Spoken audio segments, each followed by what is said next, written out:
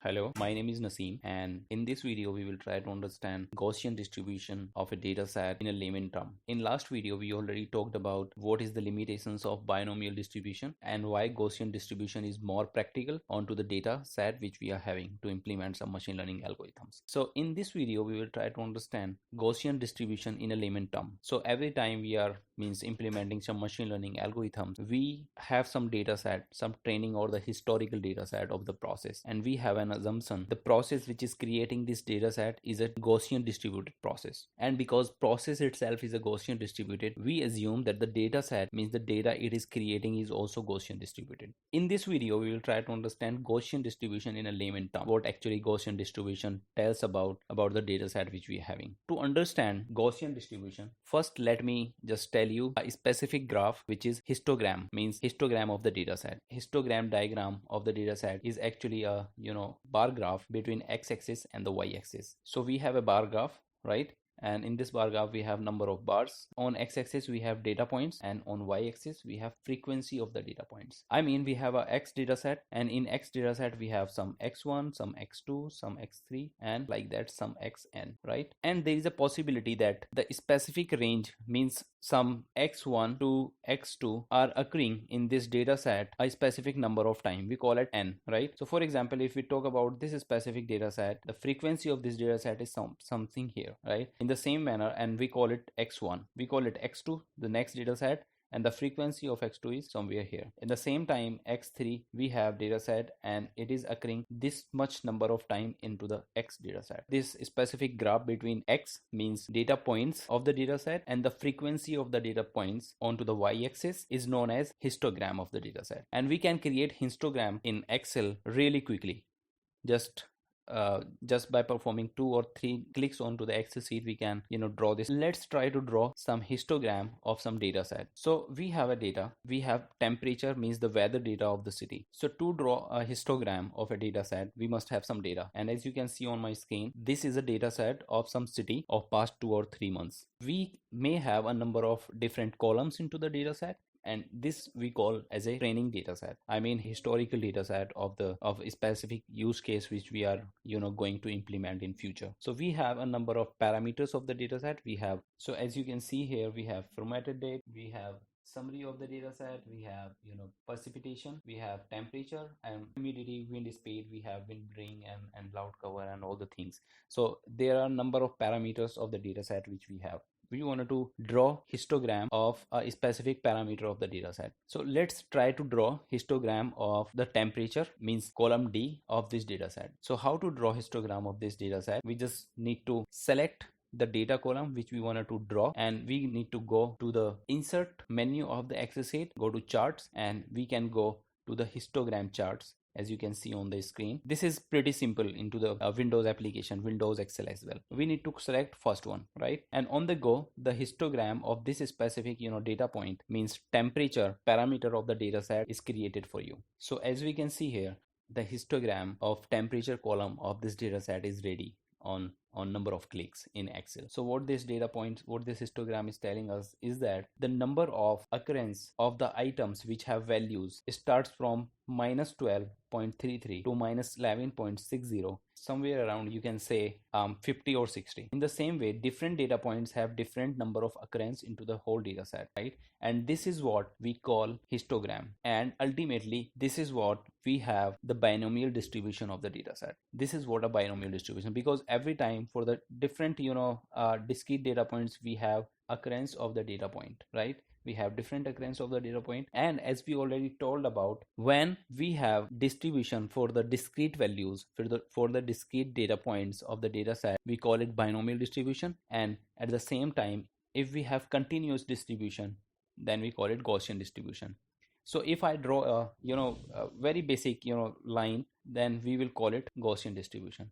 The area of this distribution would be 1, and we can calculate probability of any data point in this data set by using this formula. So this is what a binomial distribution and Gaussian distribution of a data set which we have. I hope you understand what is a histogram of the data set and how we can approximate Gaussian distribution by using histogram. If we are getting structure of the histogram somewhat like bell curve, we can say that the data is actually normally distributed. So again, we have created this histogram in Excel, but when we are doing some real project, we are not having this flexibility. We need to use some coding, means some packages in Python or any other language which you are working to analyze the data.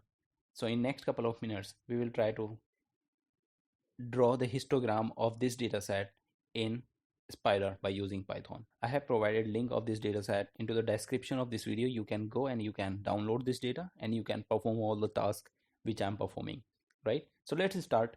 First thing we need to do is that we need to import some packages in Python to read this dataset, to read this CSV file, because we have this CSV file and by some line of codes we need to read it first. All right, so pandas is the widely used package in Python which is used to read some CSV or Excel file or the dataset which we have, right? So we will use pandas to read this CSV file, and then we will try to draw histogram of this dataset by using matplotlib. So let's start without any fail. So first thing, we need to import the pandas into our local project which we are developing. So how to import? We need to write import, and what we need to import? Pandas as pd, and we have a method inside pd to read some CSV file which is read underscore CSV. So for example, we are reading this CSV, just make a variable which is hold data. This is a variable and this will hold the data which has been read from the CSV file. So to read CSV file, we have a method in pandas which is pd dot, and how to read CSV. So we have read CSV here, as you can see, and in under this method we need to pass the location of the CSV file. All right, and how we can trace the location of the CSV file? Press shift button on your keyboard and right click and click on copy as path. So this path has been copied. Now go back to Spider and we can paste here. So this is the path which we have copied from the file location, the directory. And to execute this line of code, just go and click on run button. Okay, we got some error, and this error is Unicode error. Unicode escape, code cannot decode bytes to position to the truncated. Okay, so actually in Python backslash are not considered, right? So we need to change all the backslash into the slash, change all the backslash back into the slash, and again go to run button and click on run. Okay, the code is already executed, and in the variable explorer of the pane we can see that the whole data variable have some value. The type of the data is data frame, because every time we are reading some data by using pandas, the type would be data frame, and the size of the data is 96. We have 96,453 rows and 12 different columns. Go back into the Excel sheet. What we will find out is that we have 96,454 rows and we have near about 12 columns. We did it successfully. But again, if you wanted to analyze the data, if you wanted to view the data, we can double click on the whole data under the variable explorer, and this is how we can see our data in real time. So this is the values of the data set, but we wanted to draw histogram of the temperature column only this column we need to read from this data. All right, just close it. And how we can do it? So to read a specific column of the data frame type of variable, we have a method. So first we need to create some variable to hold this specific column. Let's call it temperature data, temp data. And how we can read only the temperature column of this data set? Need to pass temperature column into the square bracket of the data set. So we have whole data which is holding all of the data of the CSV, and to read a specific column we need to pass column name into the square bracket as we are doing right now. So just go back and we need to pass column name which is temperature C. Just go back, we have passed it. Now again run the whole code. Okay, one more variable is there for you. We have temp data, and in this temp data, this is a type of series. We have series type of data, right? And the temperature column of the data set, means the whole data, is already read for you, and it is in temp data variable.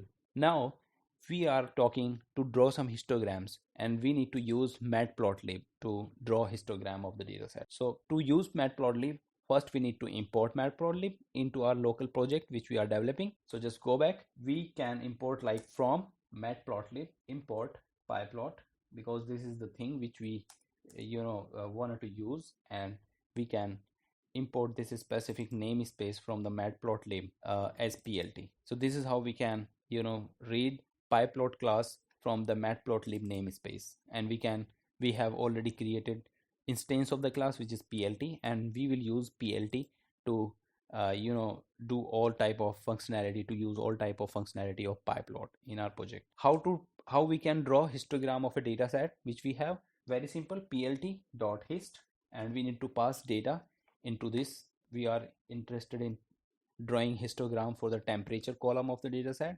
Temperature column is already here. Once again, plt dot show. Control A, once again click on the run button, and the histogram is ready for us. As you can see here, the histogram is already ready for us, because we are creating this histogram in Python. So the range, so the size of the histogram will not be flexible according to our use, but this is we can have a very high level eye on the data and how this is creating the histogram for us. Happy learning. See you in next video.